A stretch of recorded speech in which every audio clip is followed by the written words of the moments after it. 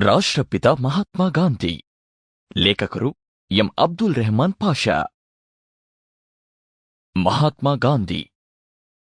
ನನ್ನಷ್ಟೇ ಪ್ರಯತ್ನ ಪರಿಶ್ರಮ ಪಡುವುದಾದರೆ, ನನ್ನಷ್ಟೇ ಶ್ರದ್ಧೆ ವಿಶ್ವಾಸವನ್ನು ಬೆಳೆಸಿಕೊಂಡಿದ್ದೆ ಆದರೆ ಯಾವುದೇ ಪುರುಷ ಅಥವಾ ಮಹಿಳೆ ನನ್ನಷ್ಟೇ ಸಾಧನೆ ಮಾಡಬಲ್ಲರು ಎಂಬುದರ ಬಗ್ಗೆ ನನಗೆ ಎಳ್ಳಷ್ಟು ಸಂದೇಹವಿಲ್ಲ. ಎಂಕೆ ಗಾಂಧಿ. ದೊಡ್ಡವರ ಜೀವನ ಚರಿತ್ರೆಗಳನ್ನು ಓದುವಾಗ ಒಂದು ಅಂಶವನ್ನು ನೀವು ಗಮನಿಸಿರಬಹುದು. ಅಂಥವರು ಪುಟ್ಟ ಮಗುವಾಗಿರುವಾಗಲೇ ಪ್ರತಿಭಾವಂತರಾಗಿದ್ದರು ಎಂದು ಹೇಳುತ್ತಾರೆ. ಅವರು ಈಗ ಬಹುದೊಡ್ಡ ವಿಜ್ಞಾನಿಯಾಗಿದ್ದರೆ ಅವರು ಚಿಕ್ಕ ಬಾಲಕನಾಗಿರುವಾಗಲೇ ಏನೇನೋ ಪ್ರಯೋಗಗಳನ್ನು ಮಾಡುತ್ತಿದ್ದರು. ಈಗ ಅವರು ವೀರಯೋಧರಾಗಿದ್ದಾರೆ. ಅವರು ಬಾಲಕನಾಗಿರುವಾಗಲೇ ಕತ್ತಿ ಹಿಡಿದು ಝಳಪಿಸುತ್ತಿದ್ದರು ಎಂದು ಬರೆಯುತ್ತಾರೆ. ಇನ್ನು ಅವರು ಪುರಾಣ ಪುರುಷರು ಅಥವಾ ಸಾಧು ಸಂತರು ಆಗಿದ್ದರಂತೂ ಅವರು ಹುಟ್ಟಿದಾಗಲೇ ಅವರ ತಲೆ ಸುತ್ತ ಬೆಳಕಿನ ಚಕ್ರ ಇರುತ್ತಿತ್ತು ಎಂದು ಬರೆದರೆ. ಥಾಮಸ್ ಆಲ್ವಾ ಎಡಿಸನ್ ಬಹಳ ದೊಡ್ಡ ವಿಜ್ಞಾನಿಯಾಗಿದ್ದ. ಆತನ ಜೀವನ ಚರಿತ್ರೆ ಬರೆಯುವವರು ಆತ ಚಿಕ್ಕವನಿರುವಾಗ ನಡೆದ ಒಂದು ಘಟನೆಯ ಬಗ್ಗೆ ಬರೆಯುತ್ತಾರೆ. ಎಡಿಸನ್ ಚಿಕ್ಕ ಮಗು ಆಗಿದ್ದಾಗ ಹಿತ್ತಲಲ್ಲಿ ಕೋಳಿ ಮೊಟ್ಟೆಗಳ ಮೇಲೆ ಕುಕ್ಕರಗಾಲಲ್ಲಿ ಕುಳಿತಿದ್ದ. ಇದನ್ನು ನೋಡಿದ ಆತನ ತಾಯಿ, ಹಾಗೇಕೆ ಕುಳಿತಿದ್ದೀಯಾ ಎಂದು ಕೇಳಿದಳು. ಅದಕ್ಕೆ ಎಡಿಸನ್, ಕೋಳಿ ಕೂತು ಕಾವು ಕೊಟ್ಟಿದ್ದಕ್ಕೆ ಮೊಟ್ಟೆ ಒಡೆದು ಮರಿಯಾಗುತ್ತವಲ್ಲ, ಹಾಗೆಯೇ ನಾನು ಕುಳಿತರೂ ಮೊಟ್ಟೆ ಆಗುತ್ತಾ ಎಂದು ನೋಡುತ್ತಿದ್ದೇನೆ ಎಂದನಂತೆ. ಈ ರೀತಿಯ ಕಥೆಗಳನ್ನು ನಾವು ಓದುತ್ತಲೇ ಇರುತ್ತೇವೆ. ನಿಜವೆಂದರೆ ಇಂಥ ಕುತೂಹಲಕಾರಿ ಕೆಲಸಗಳನ್ನು ಯಾವುದೇ ಸಾಧಾರಣ ಮಗುವು ಮಾಡುತ್ತದೆ. ಇದರಲ್ಲೇನೂ ವಿಶೇಷವಿಲ್ಲ. ನಾವು ಇಲ್ಲಿ ತಿಳಿದುಕೊಳ್ಳಬೇಕಾಗಿರುವ ಒಂದು ಅಂಶವೆಂದರೆ, ಯಾರೂ ಹುಟ್ಟಿನಿಂದಲೇ ಮಹಾನ್ ವ್ಯಕ್ತಿಗಳಾಗಿ ಹುಟ್ಟುವುದಿಲ್ಲ. ಕೆಲವರು ತಮ್ಮ ಪೂರ್ವಜನ್ಮದ ಪುಣ್ಯದಿಂದ ಸಂತರೋ ಪ್ರವಾದಿಗಳೋ ಆಗುವುದಕ್ಕೆಂದೇ ಹುಟ್ಟಿರುತ್ತಾರೆ ಎಂದು ಹೇಳಲಾಗುತ್ತದೆ. ಇದು ಇನ್ನೂ ಸುಳ್ಳು. ಪ್ರತಿಯೊಬ್ಬರೂ ಎಲ್ಲರಂತೆ ಸಾಧಾರಣ ವ್ಯಕ್ತಿಯಾಗಿಯೇ ಹುಟ್ಟುತ್ತಾರೆ.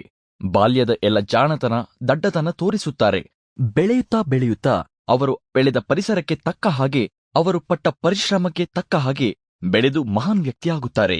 ಅಂದರೆ ನಮ್ಮಂಥ ನಿಮ್ಮಂಥ ಸಾಧಾರಣ ವ್ಯಕ್ತಿಗಳು ಸಿಗುವ ಎಲ್ಲಾ ಅವಕಾಶಗಳನ್ನು ಚೆನ್ನಾಗಿ ಬಳಸಿಕೊಂಡು ಸಮಾಜಕ್ಕೆ ಒಳ್ಳೆಯದಾಗುವ ಕೆಲಸಗಳನ್ನು ಮಾಡುತ್ತಾ ಬೆಳೆದರೆ ಮುಂದೆ ಜನ ನಮ್ಮನ್ನು ಮಹಾನ್ ವ್ಯಕ್ತಿಗಳನ್ನಾಗಿ ಗುರುತಿಸುತ್ತಾರೆ. ಹಾಗೆ ಬಾಲ್ಯದಲ್ಲಿ ಒಬ್ಬ ಅತಿ ಸಾಧಾರಣ ಹುಡುಗನಾಗಿದ್ದ, ಆದರೆ ಮುಂದೆ ಇಡೀ ಜಗತ್ತೇ ಬೆರಗಾಗುವಷ್ಟು ಎತ್ತರಕ್ಕೆ ಬೆಳೆದ ಒಬ್ಬ ವ್ಯಕ್ತಿಯೆಂದರೆ ಮಹಾತ್ಮ ಗಾಂಧಿಯವರು.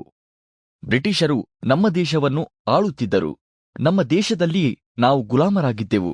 ಅಂತಹ ಪರಿಸ್ಥಿತಿಯಲ್ಲಿ ಇಡೀ ಭಾರತದ ಜನಸಾಮಾನ್ಯರಲ್ಲಿಯೂ ಸ್ವಾತಂತ್ರ್ಯದ ಕಿಚ್ಚನ್ನು ಹತ್ತಿಸಿ ಅವರನ್ನು ಒಗ್ಗೂಡಿಸಿ ದೇಶಕ್ಕೆ ಸ್ವಾತಂತ್ರ್ಯವನ್ನು ತಂದುಕೊಡುವರಲ್ಲಿ ಗಾಂಧೀಜಿಯವರ ಪಾತ್ರ ಬಹಳ ದೊಡ್ಡದು.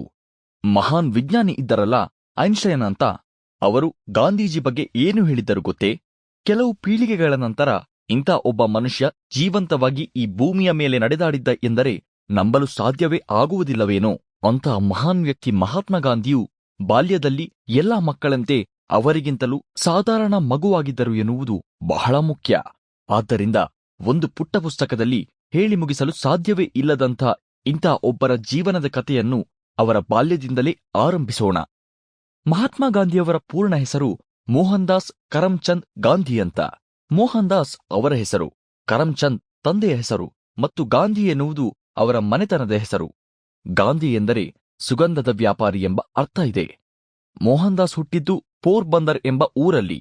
ಪೋರ್ಬಂದರ್ ಗುಜರಾತ್ ರಾಜ್ಯದ ಕರಾವಳಿಯಲ್ಲಿರುವ ಒಂದು ಪ್ರಮುಖ ಪಟ್ಟಣ. ಅದೇ ಹೆಸರಿನ ಜಿಲ್ಲೆಯ ಜಿಲ್ಲಾ ಕೇಂದ್ರವೂ ಹೌದು.